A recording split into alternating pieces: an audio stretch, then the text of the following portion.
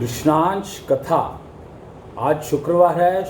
हर शुक्रवार को 4 बजे शाम को कृष्णांश कथा का आयोजन किया जाता है काल सर्कल दिल्ली से। तो आज हम लोग कृष्णांश कथा में बात करेंगे। कृष्णांश कौन, पहले तो ये समझें। अगर तो कृष्णांश जब पृथ्वी पर आते हैं तो उनका नाम कृष्णांश हो जाता है। किनका? महाविष्णु का। महाविष्णु जो पूरे यूनिवर्स को चलाते हैं, पालते हैं, उनका नाम जब वो पृथ्वी प्लेनेट पर विजिट करते हैं, आते हैं, भ्रमण करते रहते हैं, मतलब अपनी मर्जी के, वो तो सब कुछ। तो जब वो पृथ्वी पर आते हैं तो उनका नाम कृष्णांश हो जाता है। और जो अब की बार आए थे तो वो आए थे 1995 फरवरी में आए थे और 2014 जनवरी में गए हैं। इस पृथ्वी से आगे चले गए हैं भ्रमण के लिए। जाते जाते वो हवा, वायु जो हम सांस लेने में यूज़ करते हैं, उसके अंदर ऊर्जा को स्थापित करके गए थे, जिससे, और उसका नाम रखा था कृष्णांश। हवा की ऊर्जा यानी energy which is responsible to make air move, visible and provide. Main thing is, since it is getting used as breath, इसको सांस की तरह से उपयोग करते हैं, तो वो ऊर्जा अपने अंदर जाती है। वो कहते हैं ना कि एक सुमिरन पे कहा जाता है कि आप कोई नाम देते हैं तो नामदान करते हैं और उसके बाद उस नाम का जाप करना होता है। तो कृष्णांश भगवान जी ने अब की बार इस विधि को ऑटोमेटिक कर दिया, यानी हवा की ऊर्जा बनकर कृष्णांश बैठ गए हैं। अगर आप सांस ठीक से ले रहे हैं, ठीक से लेने का मतलब सांस तो लेना ही है, तो वो ऊर्जा आपके अंदर जाती है और आप उसको अपना उस ऊर्जा का यूज़ करके पूरी बॉडी को निरोगी कर सकते हैं, क्योंकि कृष्णांश भगवान जी का जो जाप है वो ऑटोमेटिक चलता है। उसमें हमें कुछ जाप करने की, कोई नाम लेने की ज़रूरत ही नहीं है कि कृष्णांश भगवान, क्योंकि हवा की ऊर्जा और हवा के बिना हम गुजारा नहीं है हमारा, तो वो काम करने लगता है अपना। और ऊर्जा को जितना ज़्यादा से ज़्यादा उपयोग कर सके हम अपने शरीर को, ये पक्की बात है कि वो ऊर्जा जो है, एनर्जी जो है, आपके पूरे शरीर को निरोगी कर सकती है, गारंटीड। उस ऊर्जा का ही काम है आपके ब्लड में से जो वेस्ट उसमें आई है, लंग्स के अंदर आती है, उस वेस्ट को जला करके कार्बन डाइऑक्साइड बना करके बाहर फेंक देना। तो कितना बढ़िया सुमिरन का सिस्टम बना दिया कृष्णांश भगवान जी ने जब आए थे पृथ्वी पर, और जाते हुए दे गए, बता गए कि ऐसे करोगे तो ये होगा। अब कितने लोगों को पता लगा, कितने लोगों को नहीं पता लगा, इस बारे में हमें कोई जानकारी नहीं है, लेकिन हमें कुछ एहसास हुए, कुछ चीज़ें समझ में आई, और यहाँ तक हम समझ पाए तो हमें अब कृष्णांश कथा करने की प्रेरणा हुई और हमने शुरू किया इस काम को। कृष्णांश यानी कृष्ण है अंश जिसके। कृष्ण विष्णु के पूर्ण अवतार कहे गए थे। तो विष्णु जो है वो महाविष्णु के अंश हैं। महाविष्णु के और भी अंश हैं, ब्रह्मा, विष्णु, महेश, नहीं, महेश और विष्णु और ब्रह्मा। हाँ, ब्रह्मा भी उन्हीं के वो बनाए हुए हैं, लेकिन वो कुछ फर्क है दोनों में, क्योंकि विष्णु ने, जब ब्रह्मा जी ने सृष्टि निर्माण का उनको आदेश आया था तो वो विष्णु ने दिया था, महाविष्णु ने नहीं दिया था। यानी विष्णु और महेश यानी शंकर, और उनके साथ में 84 लाख गण उनके, यानी बीज से प्राणी शरीरों में बदल करके वो शंकर के साथ रहते थे हर समय। नंदी बैल का तो आपने नाम सुना ही है। नंदी बैल नहीं थे एक्चुअली, नंदी बैल कह देते हैं उनको, पर नंदी बैल नहीं थे, नंदी सांड थे। नंदी, अभी भी कोई अगर सांड घूम रहे हो तो उनको जो जानकार लोग हैं वो नंदी कहते हैं कि नंदी जी के दर्शन कर लो। तो ये बात समझने वाली है कि महाविष्णु के अंश विष्णु और महेश यानी शंकर, जिनके पास पूरे महेश, और उनका जो रूप, एक रूप शंकर कह सकते हैं हम, एक रूप भोलेनाथ है, एक रूप शिव हैं, एक रूप, मतलब बहुत सारे वो हैं। इनफैक्ट ब्रह्मा विष्णु महेश में जब बात करते हैं तो विष्णु और महेश नहीं, शिव आए थे। शिव जो है वो महाविष्णु का अंश है और शिव के अंश हैं महेश। शिव का एक रूप है महेश, आप कह सकते हैं। और शिव जो है वो 84 लाख शरीरों में बट गए थे, जिसको योनि कहते थे पहले, पर हमें लगा कि योनि इतना आसान समझना नहीं है, तो हमने उसको शरीर कह दिया। तो शरीर से जल्दी समझ में आता है कि ओ अच्छा, मानव शरीर मतलब पुरुष का शरीर या स्त्री का शरीर। और बाकी शरीरों की बात करते हैं तो दिखते ही हैं अपने को, गाय, भैंस, कुत्ता, बिल्ली, सांप वगैरह वगैरह वगैरह वगैरह, सब कुछ दिखाई देता है, सब कुछ पता है। तो ये 84 लाख स्पीसीज़ कहा गया है इसको। अंग्रेजी में कहते हैं कि 84 लाख तरह के शरीर अवेलेबल हैं। तो ये बात हमने समझी और कृष्णांश कथा के रूप में आगे बतानी शुरू की। तो अभी एक, अगर आप समझेंगे, आपने वेद का नाम तो सुना ही होगा, और वेद की जो वो ब्रेकअप किया जब वेद को, तो वेद दो शब्द हुए। वेद, वे का मतलब है विवेचनात्मक और द का मतलब है दर्शन, यानी वो दर्शन, यानी वो फिलॉसफी जिसके ऊपर विवेचना करना संभव है, यानी डिस्कस कर सकते हैं उसको, और उसमें अगर कोई चेंज की ज़रूरत है तो चेंज कर सकते हैं, नहीं समझने के लिए डिस्कस तो करना ही पड़ेगा, डिबेट, और जितनी ज़्यादा होगी उतनी अच्छे से समझ में आएगा, ये पक्की बात है। और यथा पिंडे तथा ब्रह्मंडे समझना है तो बहुत आसान है। 24 मॉलिक्यूल, फाउकोलॉजी, एजुकेशन सिस्टम वगैरह, उसके ऊपर वीडियोस बने हुए हैं, आप देख सकते हैं। अश्विनी कुच्छल youtube.com पर, एम्बेडेड अग्रवाल youtube.com पर, और 4D इन्फ्यूज़र इंस्टीट्यूट चल रहा है, ETPO टेक्नोलॉजीज प्रमोट करता है। तो बहुत सारी संस्थाएं जुड़ी हुई हैं इसके साथ में, और बहुत सारे काम चल रहे हैं, एक्टिविटीज़ चल रही हैं, वो आप समझ सकते हैं। आपने योग का नाम सुना ही होगा, श्वास योग, अकूत योग, और एम्बेडेड योगा, शंख योगा, और पता नहीं और दुनिया भर की चीज़ें आई हुई हैं।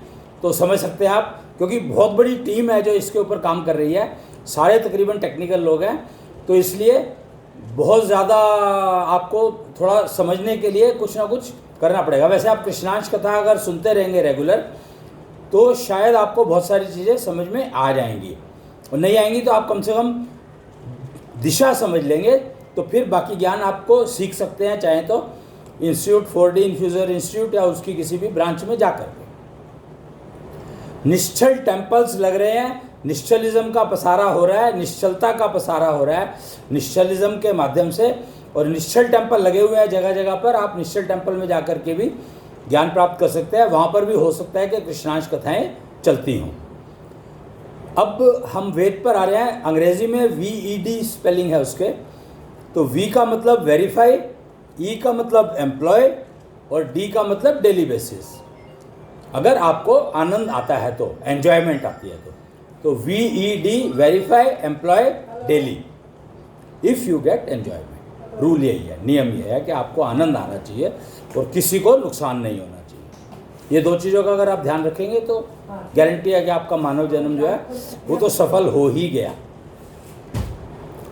तो हम बात करेंगे वैदिक टेक्नोलॉजीज़ पर। ये देखिए एक छोटी सी पुस्तक है, ये बहुत पुरानी पुस्तक है, मेरे हाथ में लग गई। बहुत पुरानी से मतलब 10, 12, 15 साल हो गए होंगे इसको छपे हुए शायद। तो एक इंस्टीट्यूशन था, एक संस्था बनाई गई थी, अगर ये आप नाम पढ़ पा रहे हैं तो इसका नाम है कबाड़ फोरम। कबाड़ फोरम, कबाड़ फोरम का मतलब किल ए बैड रेफरेंस, यानी जो रेफरेंसेस, ऐसे रेफरेंसेस जो कि नुकसान पहुंचाते हैं किसी को भी। 84 लाख शरीर हैं, किसी भी शरीर को नुकसान नहीं पहुंचाना है। समाज, सभ्य समाज बनेगा तो उसमें पहला नियम ही है कि हम किसी को नुकसान ना पहुंचाएं। और वो कैसे होगा? वो ऐसे होगा कि हम अपने आप को इतना तैयार कर लें शिक्षा के माध्यम से कि हमें नुकसान ना हो। और आप देख सकते हैं कि इसमें वैसे वीडियोस बने हुए हैं एजुकेशन के ऊपर, एजुकेशन ऑफ फ्यूचर के नाम से वीडियो बने हुए हैं, वो आप देख सकते हैं यूट्यूब के ऊपर। लेकिन मैं आज थोड़ा सा यहाँ पर रिपीट करूँगा कि ये वैदिक टेक्नोलॉजी जो है उसको जब हमने कृष्णांश भगवान जी के आने के बाद समझा तो इसको कहा गया, इसलिए बन गई KRD टेक्नोलॉजी ऑफ 10 डायमेंशंस। ये बन गई KRD टेक्नोलॉजी ऑफ 10 डायमेंशंस। आप देख सकते हैं ऑरेंज कलर में लिखा हुआ है।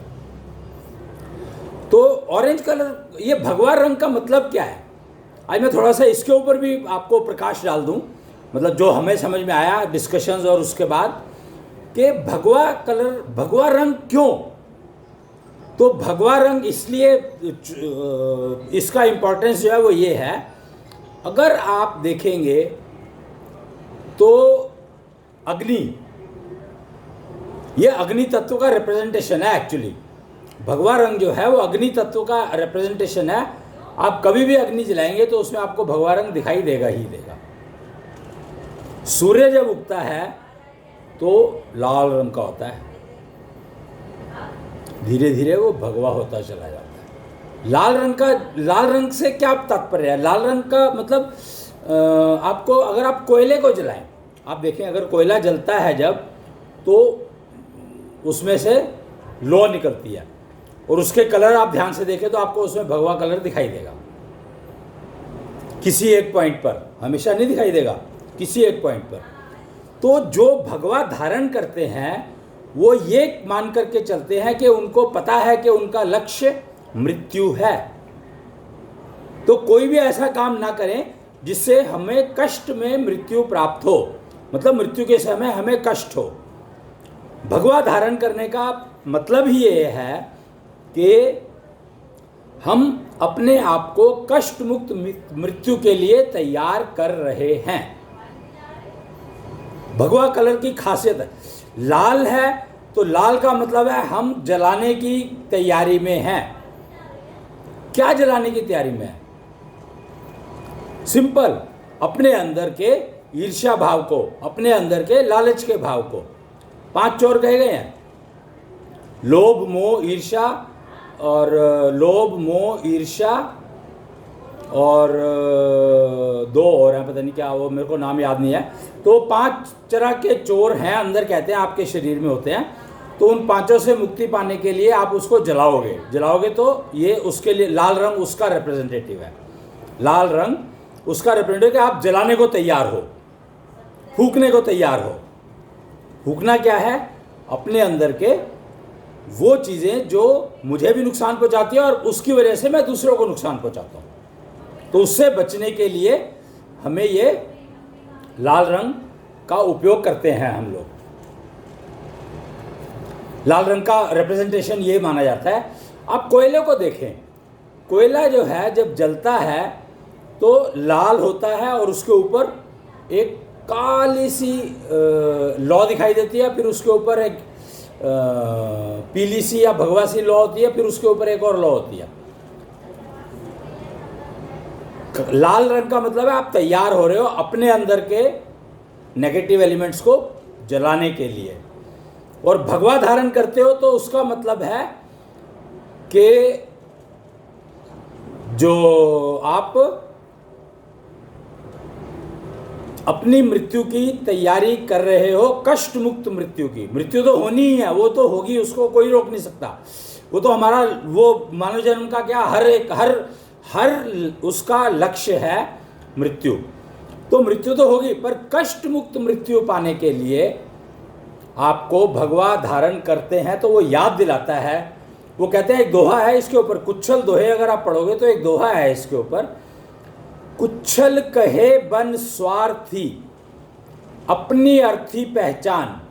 ये ना अर्थी कहा गया है कॉफिन को, जिसमें आप मृत्यु के बाद आपको ले जाया जाता है। तो कुच्छल ने यहाँ तक कहा है कि कुच्छल कहे बन स्वार्थी अपनी अर्थी पहचान, उसी पे जाना है शमशान तो क्यों रहता परेशान। तो भगवा धारण करने का मात्र इतना सा पर्पस है कि हम कष्ट मुक्त मृत्यु जीने के लिए तैयारी कर रहे हैं। कष्ट मुक्त मृत्यु जीने के लिए तैयारी कर रहे हैं, लेकिन भगवा धारण करने का मतलब ये नहीं है कि मैंने समाज से अपने आप को काट लिया ना, बल्कि मैं समाज की जिम्मेवारी लेने के लिए और अधिक तैयार हो गया, प्रबल हो गया। समाज की जिम्मेदारी लेने का मतलब क्या है कि मुझे अपना उधार उतारना है। समाज ने मुझे इतना कुछ दिया, मेरे को इतना बड़ा किया, इतना कुछ सिखाया, तो वो उधार मैं कब उतारूंगा? तो अगर मैं भगवा धारण कर लेता हूं तो इसका मतलब है कि मैं तैयार हूं। ये नहीं है कि आप भगवा धारण ना करो तब भी तैयार नहीं हो सकते, ऐसा नहीं है। भगवा धारण करते हो तो आप तैयार हो कि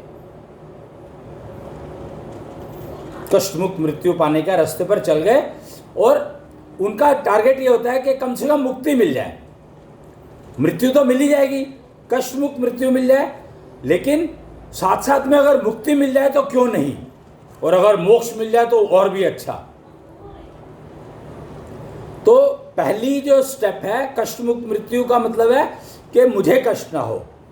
दूसरा, मुक्ति का मतलब है मैंने सारे उधार चुका दिए और किसी को नुकसान नहीं पहुंचाया। और मोक्ष का मतलब है मैंने प्रकृति के भी सारे उधार उतार दिए। पहले तो समाज के उधार उतारे, फिर प्रकृति के भी सारे उधार उतार दिए, और मेरे को मोक्ष मिल गया। उम्र तो आपके हाथ में है। दिल की धड़कन, हार्ट बीट, वो एक ना HB योगा भी फाउकोलॉजी ने दिया है, HB योगा। अगर आप उस योगा को समझेंगे, करेंगे, तो अभ्यास करेंगे उसका, तो आपको समझ में आएगा कि जीवन जो है सांसों की गिनती से नहीं मिलता, जीवन मिलता है आपको हार्ट बीट काउंट से। और सांसों से आप नियंत्रित कर सकते हो अपनी हार्ट बीट को, ये पक्का है। तो इस सिलसिले में चलते हुए हमने कृष्णांश कथा का आरंभ किया। ये बता ही रहे हैं आपको, पिछले 2 हो चुकी हैं, आज तीसरी है। 4 बजे शाम को आप लगाएं, FB लाइव पर ये दी जाती है, FB लाइव पर करी जाती है। FB लाइव पर 4 बजे तैयार होकर के समझने के लिए, तैयार होने का मतलब यहाँ पर ये नहीं है कि आप कपड़े अच्छे पहन लो या कुछ, कपड़े जो भी पहने हो, पर समझने के लिए कि अपने आप का नाक सिंक्रोनाइजेशन में ला करके बैठे हैं उसके सामने, तो अच्छा समझ में आएगा। वैदिक टेक्नोलॉजी की बात कर रहे थे। Vedic technology upgraded to KRD technology of 10 dimension by Krishnansh भगवान जी। वैदिक टेक्नोलॉजी यूज होती थी 1995 तक, लेकिन उसको KRD टेक्नोलॉजी ऑफ 10 डायमेंशन में शिफ्ट किया 2003 में, शायद 3 में नहीं, 2001 में। 2001 में Y2K आपने सुना होगा। Y2K की बहुत भयंकर समस्या हुई थी पूरे वर्ल्ड में। एक वो कहते हैं कि कोरोना ने पूरे विश्व को एक कर दिया, पर ऐसा नहीं है। इससे पहले 1996 में गणेश की मूर्ति ने जब दूध पिया था, जग जाहिर है, ये बात सबको पता है, नेट के ऊपर मिल जाएगी, आप ढूंढ सकते हो। 96 शायद अगस्त सितंबर का महीना रहा हो सकता है जुलाई का भी हो, मुझे नहीं मालूम। तो उस समय में पूरा विश्व एक हो गया था। उससे पहले कब हुआ मुझे नहीं मालूम, पर उस घटना में 1996 में पूरा विश्व एक हो गया था। हैरान था कि ये क्या हुआ, परेशान था कि ये क्या हुआ, सारे साइंटिफिक कम्युनिटी, कि मूर्ति दूध कैसे पी सकती है। तो वो गणेश जी ने महाविष्णु के आने की घोषणा की थी कि महाविष्णु कृष्णांश बनकर पृथ्वी पर आ गए हैं। उसकी घोषणा 1996 में हुई थी। 1995 में आ गए थे वो, पर घोषणा गणेश जी ने 1996 में की थी। तो वो तब हुआ था, एक बार पूरा विश्व एक हो गया था समझने के लिए कि ये क्या प्रॉब्लम है। और सारे विश्व के सारे साइंटिस्ट इस बात को समझने में लग गए थे, पक्की बात है। और सुबह शायद सूर्योदय के साथ में ये घोषणा हुई थी। फिर दूसरी बार क्या कब हुई? दूसरी बार 1998 में, नहीं 97 में ही हो गई थी। 97 में क्या हुआ था कि 97 से Y2K की, बल्कि मेरे ख्याल से 96 एंड से नहीं, 97 बिगनी से हुई होगी या 96 नवंबर से हो गई होगी, कि Y2K की समस्या के ऊपर डिस्कशन शुरू हो गए थे कि Y2K आ रहा है तो सारी कंप्यूटर इंडस्ट्री को ख़त्म कर देगा। हालांकि उस समय में कंप्यूटर जो है बहुत जो प्रोग्रेसिव कंट्रीज़ हैं वहीं पर यूज़ होता था, बाहर बहुत कम इस्तेमाल होता था उसका। हालांकि भारत देश में भी हो रहा था और आई एम श्योर बहुत जगह हो रहा था। अमेरिका तो था ही जिसने शुरू किया था ये काम सारा का सारा। आईटी का जो काम एक्टिविटी यूरोप और अमेरिका में बहुत ज़्यादा थी और यूरोप कंट्रीज सारी की सारी तकरीबन इसको यूज़ कर रही थी और इंडिया में भी इसका बहुत यूज़ शुरू हो चुका था और IBM ने शायद इसको शुरू किया था। IBM बेसिकली मेरे ख्याल से US की कंपनी है। खैर वो डिटेल में मैं जान नहीं रहा हूँ। तो मैंने मतलब बताने इन्फॉर्मेशन ज़रूर शेयर कर रहा हूँ। क्यों? क्योंकि अब जो 99 Y2K 2099 से जब Y2K होगा यानी 2000 आएगा तो सारे कंप्यूटर इंडस्ट्री बंद हो जाएगी, ऐसा डर बैठ गया था सबके दिमाग में, हर प्राणी के दिमाग में ऐसा डर बैठ गया था। उस डर से निकाला किसने? भारत के टेक्नोलॉजिस्ट ने। इन्फोसिस जैसी ऑर्गेनाइजेशन जिसको उस समय उससे पहले यानी 95 से पहले की बात करूं तो बहुत कम लोग शायद जानते होंगे, लेकिन 90s उन्होंने Y2K की समस्या का पहला समाधान शायद उन्होंने ही निकाला था, ऐसा मुझे लगता है। पक्का पता नहीं है, वो पता कर सकते हैं और भी किसी ने निकाला होगा, लेकिन लीड उन्होंने की, शुरुआत उन्होंने की थी इस बारे में, ये पक्की बात है।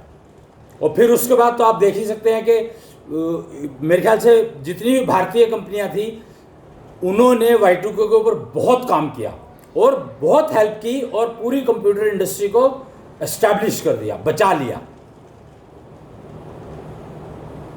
और आज जो कंप्यूटर मोबाइल के अंदर आ गया है तो ये सब उसी IT की देन है, आप समझ सकते हैं इसको।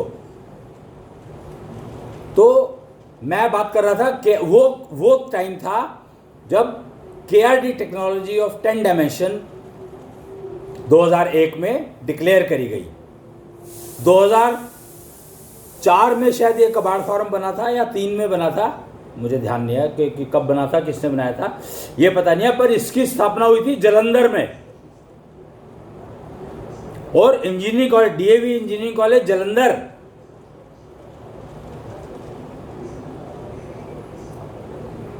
तो इसकी स्थापना मतलब इसकी जो बीज डला था वो वहां से डला था, शुरुआत वहां से की गई थी।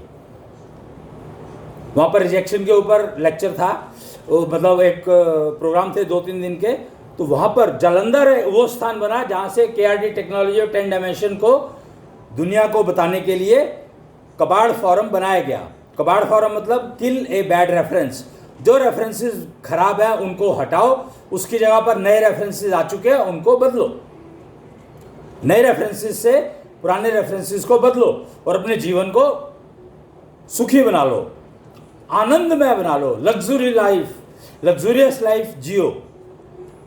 मानव जन्म मिला है तो इसका उपयोग है luxurious life, divine deliveries of the child. ये सब संभव कर पाए फाउकोलॉजी आने के बाद। तो आप देख सकते हैं इसमें 10 डायमेंशन की बात करिए तो मैं 10 डायमेंशन समझाऊंगा आपको अभी। वैसे इसके ऊपर वीडियोस बने हुए हैं फ्यूचर ऑफ द एजुकेशन के ऊपर, एजुकेशन का फ्यूचर एजुकेशन मतलब एजुकेशन इन फ्यूचर कैसी होगी, होनी चाहिए, होगी।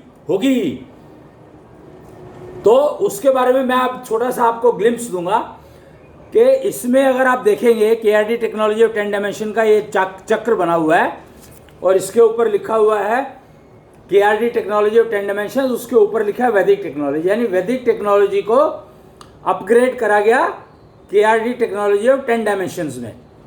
और फाउकोलॉजी ने इसको सिखाने समझाने के लिए सारे रास्ते खोले हैं। तो आप इसमें देख सकते हैं 5 तरह के ज्ञान हैं, तत्व ज्ञान, आत्मज्ञान, आयु ज्ञान, ज्योति ज्ञान, व्यवहार ज्ञान। ये 5 तरह की चीज़ें आपको सीखनी ही पड़ेंगी। फ्यूचर एजुकेशन में ये 5 ज्ञान सिखाए जाएंगे और इनको सीखने के 4 रास्ते हैं जो आपको तैयार करने हैं। पहला कर्म मतलब नेचुरली कुछ काम करोगे तो कर्म कैसे चुनना है, उसका डिसीजन कैसे लेना है, कर्म। उसके बाद उसको इम्प्लीमेंट कैसे करना है, भक्ति और शक्ति।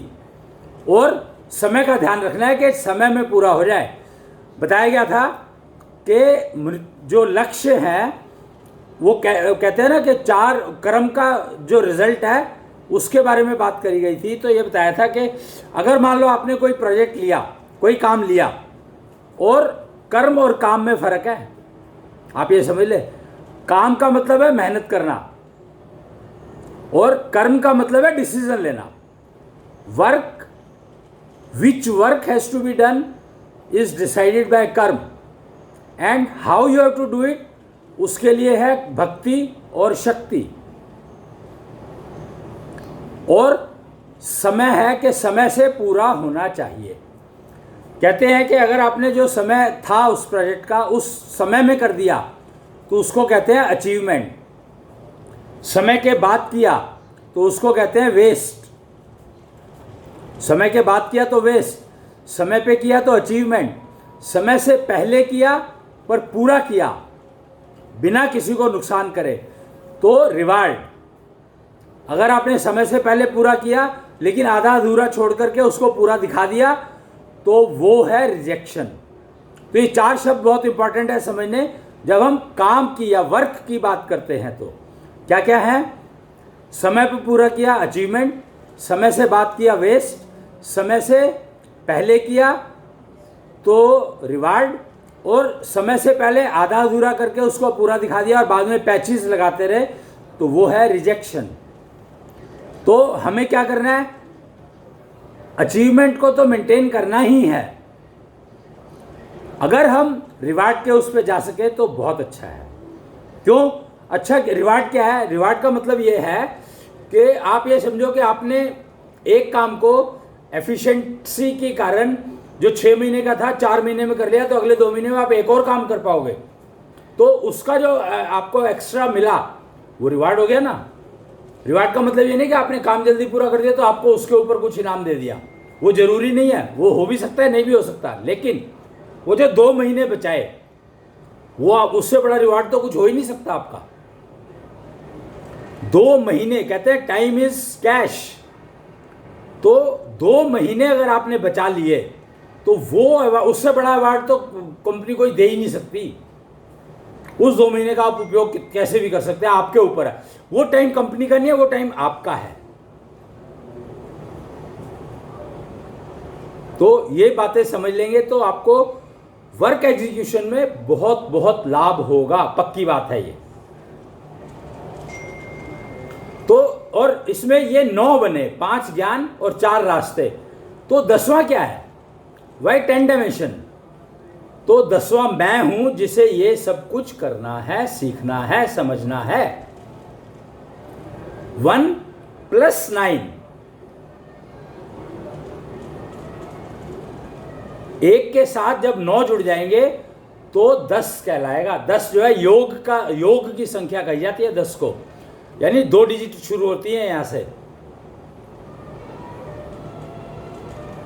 1 डिजिट 9 तक चलती है, उसके बाद 10 का मतलब दूसरी डिजिट आ गई आपके पास।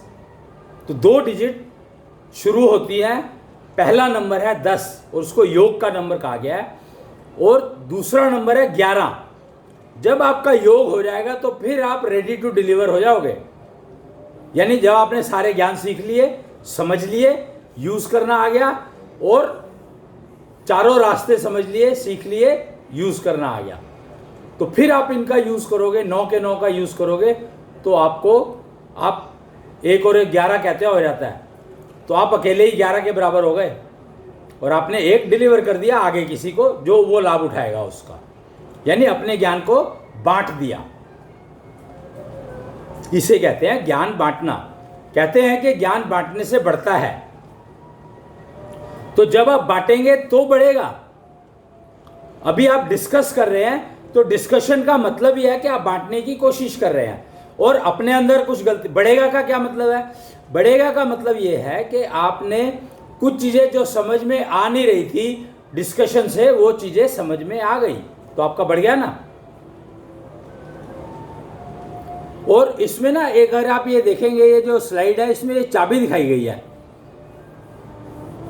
इसको क्या कहा गया है? ज्ञान कुंजी। चाबी को ना कुंजी कहा जाता है। तो ज्ञान कुंजी इसको कहा गया है, ज्ञान का दरवाजा खोलने वाली चाबी जिसका आप उपयोग कर सको। तो डिस्कशन आप तभी कर सकते हैं जब आपके पास ये चाबी आ जाएगी, और ये चाबी आपको, ये सारा कुछ अपने लिए करोगे तो ये चाबी आपको मिल जाएगी। जब आप ये पास करते हैं, डिग्री कह सकते हो आप, आज के जो कन्वेंशनल माहौल में उसको डिग्री कह सकते हो, और जो आगे आने वाली एजुकेशन है उसमें आप इसको चाबी कह सकते हो कि आपको समाज के लिए कंट्रीब्यूशन करने के लिए चाबी दे दी गई है। अब सबको पता लग गया कि आप जो है समाज के फायदे के लिए काम करेंगे, तो आपको ये चाबी दी है, आप समाज में इनवाइटेड हैं, वेलकम्ड हैं। आपको निश्चलता का पसारा करने के लिए जो जो चाहिए था वो सब कुछ मिल गया है, और आप खुद को आपने निश्चल कर लिया है या करने के रास्ते पर चल पड़े हैं, और दूसरों को साथ लेंगे तो उनको निश्चल करके साथ लेना है। तो ये ज्ञान कुंजी प्राप्त करना बहुत बहुत ज़रूरी है हर एक के लिए, चाहे वो मेल हो चाहे वो फीमेल हो, हर एक के लिए ये ज़रूरी है। सिर्फ फ़र्क क्या होगा कि कुछ चीज़ें जेंडर के लिए किसी और तरीके से होंगी और दूसरे जेंडर के लिए किसी और तरीके से होंगी। जेंडर बेस्ड एजुकेशन रहती है सारी की सारी ये, क्योंकि सबकी योग्यता अपनी अपनी है इसलिए, और सबको नेचर ने जो सिस्टम दिए हैं उन सिस्टम का पूरा योग करना है, तो अपने अपने सिस्टम का यूज़ किया जा सकता है ये समझने के लिए। तो ये था, और आपको मैं एक चीज़ यहाँ पर ये एक तस्वीर दिखाऊंगा छोटी सी। आप देख रहे हैं कि ये राइट में एक तो ये है, ये कृष्ण और सुदामा है लकड़ी लेके जाते हुए, लकड़ी लेने आए थे और लेकर जा रहे हैं वापस। और ये सांदीपनी आश्रम है जहाँ पर कृष्ण की मुलाकात सुदामा से हुई थी, उनकी मित्रता हुई थी, और कृष्ण यहाँ पर पढ़ने गए थे। आपको पता है ना कि मैंने बताया कि कृष्ण जिसके अंश हैं, कृष्ण है अंश जिसके, पूर्ण अवतार हैं कृष्ण, पर उनको सांदीपनी आश्रम जाना पड़ा पढ़ने के लिए, तो वो किसी के अंश थे, वो कृष्णांश के अंश थे, क्योंकि पृथ्वी पर थे कृष्ण, और पृथ्वी पर जब महाविष्णु आते हैं तो वो कृष्णांश कहलाते हैं। तो इसलिए कृष्णांश का मतलब है कृष्ण है अंश जिसके। और ये कृष्ण और सुदामा है, तो जब आश्रम में आओ, इसमें एक और वाक्य लिखा हुआ है, आओ और श्रम करना सीखो। आश्रम का मतलब है आओ और श्रम करना सीखो, यानी जब आप आश्रम में पढ़ने जाते हो तो आपको वहां पर श्रम करना सिखाया जाता है। डिसीजन लिया आपने, कर्म किया कि मुझे पढ़ने जाना है, और आश्रम में जब आप पहुंचे तो गुरु ने वहां पे आपको उस कर्म के डिसीजन को इम्प्लीमेंट करना सिखाने की प्रक्रिया शुरू की। कहते हैं, ऐसा सुनने में आया है और शायद ठीक भी होगा, कि कृष्ण को जब कृष्ण ने सारा ज्ञान बहुत ही कम समय में, एक दिन में एक ज्ञान, और कुल ज्ञान पता नहीं कितना था, तो उन्होंने वो सारा ज्ञान एक एक दिन के हिसाब से प्राप्त कर लिया था, जिसको एक ज्ञान को प्राप्त करने के लिए पता नहीं कितना टाइम लग जाता है। उसका कारण मात्र ये है कि उनको योग्यता समझनी थी कि वो ज्ञान का उपयोग करने के लिए जो योग्यता सिखाने की जो चाबी थी, इनफैक्ट चाबी जो मिलनी थी उनको वो वहाँ से मिलनी थी। ज्ञान तो उनके पास सारा था ही, पूर्ण अवतार थे तो उनके पास ज्ञान तो सारा था ही, तो उसकी चाबी सांदीपनी आश्रम से मिली थी। जब सांदीपनी गुरु ने उनको जो भी सिखाना था, बताना था योग्यता के लिए, और वो सब बता दिया और वो चाबी दे दी।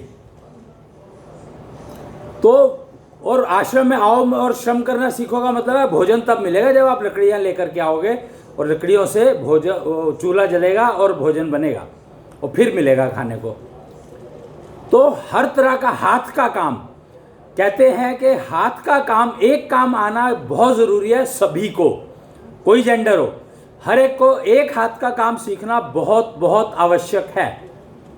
अभी शायद नई पॉलिसी आई है एजुकेशन की कोई, तो उसमें भी यही कहा गया है, उसमें इस बात को अडॉप्ट कर लिया गया है कि एक हाथ का काम। और ये भी एक बहुत अच्छी बात है कि 8 साल, एक्चुअली मैं तो 6 साल कहता हूँ, 6ठे साल से आपको सोचना शुरू कर देना चाहिए कि इसको हाथ का काम सिखाना है, कौन सा काम सूट करेगा उसके बारे में जानकारी प्राप्त करना शुरू कर देना चाहिए। और जैसे ही 9 साल का हो आपको उसको एक हाथ का काम सिखाने की तैयारी नहीं, शुरू करवा देना चाहिए, एडमिशन दिला देना चाहिए वहाँ पर। 9 साल का होते ही एक हाथ का काम करना सबको बहुत बहुत आवश्यक है। मैं देख रहा हूँ कि मैंने जो पीछे मेरा एक्सपीरियंस रहा है, अब मैं सीनियर सिटीजन हो चुका हूँ, 60 साल क्रॉस कर चुका हूँ, तो मैंने देखा है कि जिन्होंने कंप्यूटर भी 9-10 साल की उम्र में शुरू कर दिया था उसके ऊपर कीबोर्ड पे चलाना, और फिर उन्होंने कोई एक ब्रांच चुन ली जिसमें उसका यूज़ करेंगे, तो वो ही कामयाब हैं सारे के सारे। कमाल है। जिनका मैथमेटिक्स अच्छा था उन्होंने उसको रिसर्च बना लिया, और जिनका मैथमेटिक्स ठीक था पर उन्होंने सीखने की अपनी कैपेबिलिटी को बढ़ाया कि कोई भी नई चीज़ आएगी तो उसको जल्दी सीख लेंगे, तो उसके लिए जो ज़रूरी था बेसिक्स से वो सारे सीख करके प्रैक्टिस करके अभ्यास कर लिया। आपको पता है कि कंप्यूटर के कोर्स में सबसे पहले टाइपिंग सिखाई जाती है। कितना इंपॉर्टेंट है, क्योंकि जब आप टाइप ही नहीं करेंगे तो आप एंट्री नहीं कर सकते, डेटा एंट्री, कुछ भी एंट्री, मैसेज एंटर, कुछ भी करना है चला ही नहीं सकते आप। तो इसलिए टाइपिंग पहले सिखाई जाती है, और टाइपिंग की स्पीड बहुत जरूरी है। जितनी अच्छी या एफिशिएंटली आप टाइपिंग कर पाएंगे उतने आपको बढ़िया रिजल्ट मिलेगा। तो एक हाथ का काम, कुछ लोग ऑटो स्कूटर रिपेयर करना सीख लेते हैं तो वो इतनी बढ़िया वर्कशॉप चलाते हैं जो अपने टाइम पर, तो कुछ कहने की बात नहीं है। 16 साल की उम्र में आप अगर बच्चे को प्रोफेशन में डाल देंगे, 8-9 साल की उम्र से उसने सीखना शुरू किया, 16 साल की उम्र तक वो सीख लेता है, पक्का 100% गारंटी, परफेक्ट हो जाता है अपने काम में। फिर उसके बाद वो प्रोफेशन करेगा तो उसमें गलती होने का संभावना ऑलमोस्ट 0। आनंद आएगा उसको काम करने में, और गलत दिशा की तरफ जाएगा ही नहीं, एंटी सोशल एक्टिविटीज की तरफ देखेगा ही नहीं। बहुत जरूरी है ये समझना। तो ये दिखाया गया है इस छोटे से स्लाइड शो में। और उसके बाद ये मतलब कृष्ण ने इस सारे काम की महाभारत के से पहले ही ये सारे काम शुरू करवा दिए थे बीज रूप में।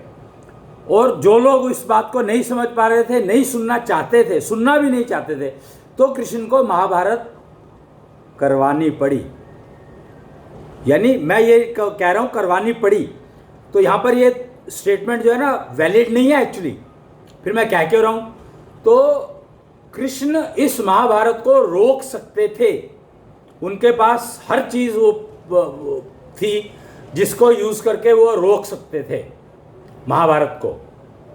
लेकिन उन्होंने कहा कि जो लोग समझने को ही तैयार नहीं है, सीखने को ही तैयार नहीं है, सुनने तक को तैयार नहीं है, वो जो गए थे तो 5 गांव मांगे थे, दुर्योधन ने एब्सोल्युटली मना, सुनने को ही तैयार नहीं था।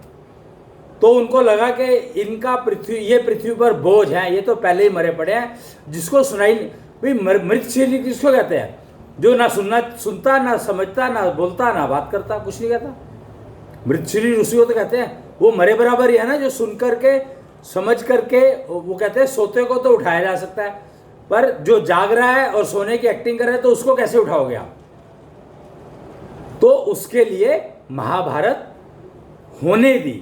तो कृष्ण ने महाभारत करवाई नहीं, कृष्ण ने महाभारत को होने दिया, रोका नहीं। और जो लोग उसकी सुनते थे उनको उन्होंने तैयार भी करा कि अगर कोशिश करो कि महाभारत ना हो। आपको ध्यान होगा महाभारत के युद्ध में खड़े होकर के अर्जुन ने शस्त्र नीचे रख दिए थे। क्योंकि अर्जुन सबसे ज्यादा कृष्ण को समझता था, सबसे ज्यादा, पूरा नहीं। तो अर्जुन ने कृष्ण की बातों को समझते हुए बताया कि मैं युद्ध नहीं करूंगा। उसने धनुष्बाण नीचे रख दिए थे, तभी उनको एक गीता का निर्माण करना पड़ा, गीता को बताना पड़ा, समझाना पड़ा कि युद्ध करना क्यों जरूरी है इस समय में। और फिर अर्जुन ने युद्ध किया। तो ये बातें आप कृष्णांश कथा में हम लोग ये चीजें डिस्कस करते हैं कि महाभारत हुई तो क्यों हुई, और अब हम वर्ल्ड वॉर की तरफ क्यों चल रहे हैं, और हम उसको अवॉइड कर सकते हैं क्या? बहुत आसान है। वर्ल्ड वॉर, सुषमा स्वराज जी का एक स्टेटमेंट मैं अब फिर से रिपीट करना चाहूँगा, मैंने कई बार बताया उसके बारे में, कि युद्ध करने के लिए तो सेनाएं हैं ही, पर युद्ध करने के बाद भी क्या होगा, आपको टेबल पर बैठ करके डिस्कस तो करना ही पड़ेगा कि युद्ध हो गया, इतने लोग मारे गए, चलो इसको रोक देते हैं, बहुत नुकसान हो गया। तो ये काम पहले कर लो ना, तो पता तो है सबको कि युद्ध में नुकसान होगा, कितने लोग मारे जाएंगे और क्या क्या होगा क्या नहीं होगा, पता नहीं कितना नुकसान होगा, अनलिमिटेड, गिना नहीं जा सकता। और कब पता कब लगेगा कि कौन सा नुकसान कब हुआ, उसका कब पता लगेगा, साइड इफेक्ट्स। तो कहते हैं पहले बात कर लो ना, नहीं तो ये तो कर ही सकते हो, जब मर्जी कर सकते हो, और 15 दिन डिले कर लो और टेबल पे बैठ के बात कर लो। तो अब की बार चाइना और इंडिया ने प्रूव किया, दोनों ने मिलकर के प्रूव कर दिया कि टेबल पे बात करना जरूरी है। युद्ध से बचने के लिए, बचाने के लिए, युद्ध से होने वाले नुकसान से बचने और बचाने के लिए टेबल पर बात करो। टेबल पर बात चलती रही, चाहे कितना भी वहां पर वो हुआ, जो कुछ भी हुआ, सबको पता है ये बात क्या हुआ, पर फिर भी टेबल पर बात चलती रही। ये बहुत बड़ा फर्क है कि फर्स्ट महायुद्ध जब हुआ था या सेकंड महायुद्ध, जिसकी हमें तो सेकंड महायुद्ध की ज़्यादा जानकारी है, उसमें टेबल पे बात कुछ नहीं हुई थी। फिर यूएन का गठन वगैरह वगैरह बहुत सारी चीज़ें बनानी पड़ी कि युद्ध ना हो, पर आज हम फिर युद्ध के लिए तैयार हो रहे हैं। क्या फ़ायदा है इसका?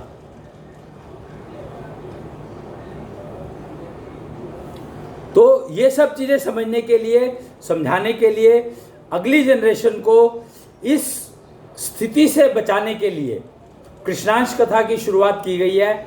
और इसको आप सुने, समझें, अपने विचार व्यक्त करें, अपने जो भी आपके दिमाग में आता है। अच्छा खराब सोचने की ज़रूरत नहीं है, आप समझने के लिए जो भी आप सजेशन या डिस्कशन करना चाहें तो बहुत सारे लोग अवेलेबल हैं। निश्चल टेम्पल्स जगह जगह बने हुए हैं, वहाँ जा कर के कर सकते हैं। षोडश पंथी पूरे ब्रह्मांड में घूम रहे हैं, पूरे मतलब ब्रह्मांड से मेरा मतलब है कि पूरी पृथ्वी पर घूम रहे हैं। आप कहीं भी बात कर सकते हैं, वो चलते हैं, घूमते हैं, काम करते हैं, मतलब कुछ भी करते हैं, पर उस टाइम है उनके पास। अगर आप उनसे बात करेंगे तो वो आपको बता सकते हैं बहुत कुछ। और 4D इन्फ्यूजर इंस्टीट्यूट जैसे इंस्टीट्यूशंस इसको और अवेयरनेस सिखाने के लिए लगे हुए हैं इस काम में, क्योंकि एजुकेशन फ्यूचर की ये आनी है तो सारी मानव जाति यानी पूरी ह्यूमन रेस इन्वॉल्व है इसमें, तो हमें सबका ध्यान तो रखना ही पड़ेगा।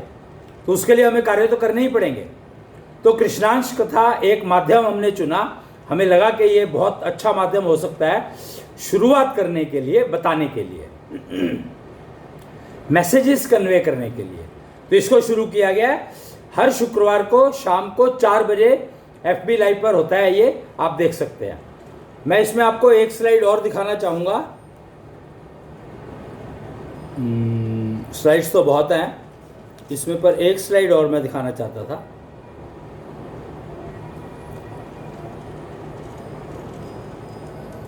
हाँ,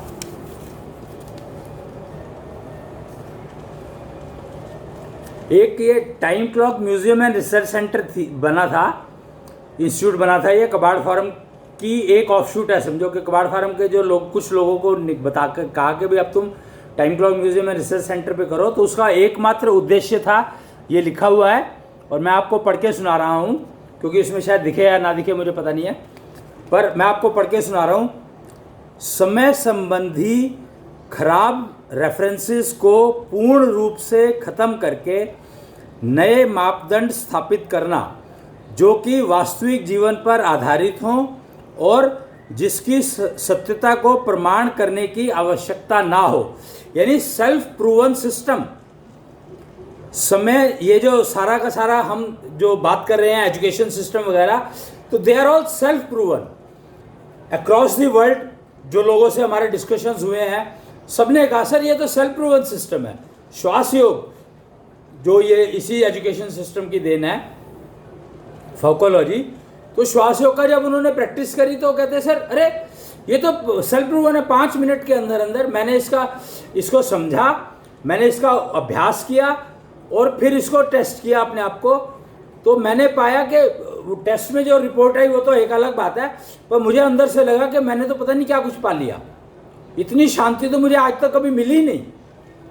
ये जर्मनी के लोगों के कमेंट्स हैं, जर्मनी के डॉक्टर्स, साइकेट्रिस्ट, उनके कमेंट्स हैं ये कि कहते हैं सर अरे इतनी शांति तो मैंने कभी सोची ही नहीं थी कि इतनी शांति भी संभव है प्राप्त करना। मैंने इतने सारे, उनकी उम्र शायद हो रही होगी 50-55 के आसपास, वो पूरा वर्ल्ड ट्रैवल करा है, हर तरह के लोगों को उन्होंने वो किया है, दिया है बेनिफिट और पहुंचाया है, और बहुत लोगों को उन्होंने गाइड किया है जीवन को ठीक करने के लिए। उनके ये कमेंट्स थे कि सर ये तो सेल्फ प्रूवन सिस्टम है। तो यही उद्देश्य था टाइम, और ये बात कर रहा हूँ मैं 2017, 18, 19 की, जब 18 की शायद, और जबकि ये time clock museum and research centre आया था 2004 में। तो आप समझ सकते हैं। और इसके लिए समय को दिखाने के लिए वास्तविक अवयवों यानी जल, वायु, धुआं आदि पर आधारित घड़ी बनाना है। यानी पहले, सबसे पहले इन्होंने क्या किया, एक प्राण वॉच बनाई है। घड़ी जो अभी है 12 का टाइम दिखाती है आपको। 12 का सिस्टम पता है किसने दिया था? श्री राम जी ने दिया था 12 का सिस्टम। 12 फुट में 12 इंच होते थे, घड़ी में 12 घंटे हो गए। फिर 16 का सिस्टम दिया था जिसमें पूरी आईटी बेस्ड है। 16 का सिस्टम दिया था कृष्ण ने, 16 कला संपूर्ण थे वो। तो हेक्साडेसिमल सिस्टम जिसको कहते हैं वो दिया था कृष्ण ने, जिसके ऊपर आज की सारी कंप्यूटराइजेशन, डिजिटल और मोबाइल सब कुछ उसके ऊपर आधारित है। उसके बिना समझो हो ही नहीं सकता कुछ भी, आधार है वो कृष्ण ने दिया था। 16 कला संपूर्ण थे वो। और उसके बाद जो है फिर एक नया